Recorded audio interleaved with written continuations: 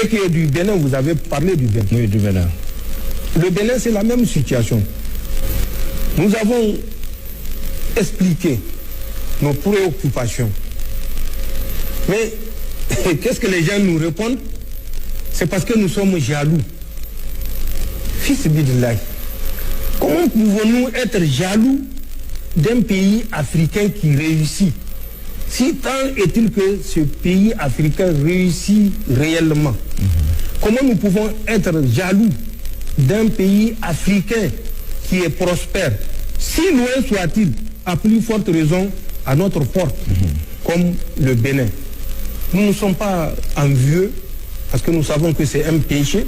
Nous ne sommes pas jaloux parce qu'il n'y a aucun objet de jalousie entre le Bénin et nous, et particulièrement entre Patrice Talon et nous. Nous avons des vérités que nous avions dites à son temps et que Patrice Talon a ridiculisé en disant que c'est les jaloux et les envieux qui parlent. Parce qu'il a des miradors qui sont bien faits, il a un dispositif de défense qui est bien fait, et c'est pourquoi nous sommes jaloux. Aujourd'hui, où est ce dispositif de défense? Tout le nord Bénin, il n'y a pas un soldat béninois.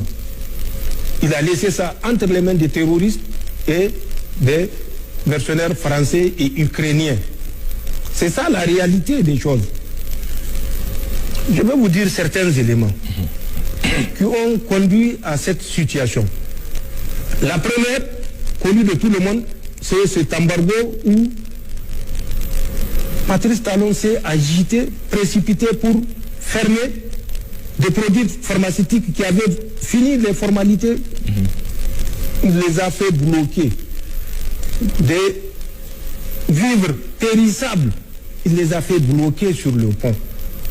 Mieux, il était un acteur actif pour mener la guerre au Niger et rétablir leur cheval désarçonné.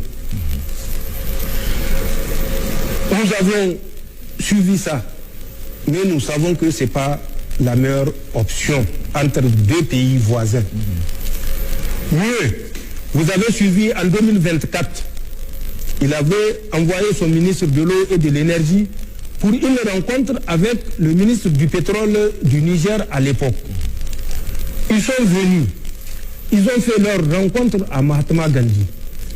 Il a lui-même dit à la télévision que la rencontre s'est très bien passée. Tout d'un coup, il devait rencontrer le Premier ministre. Or, il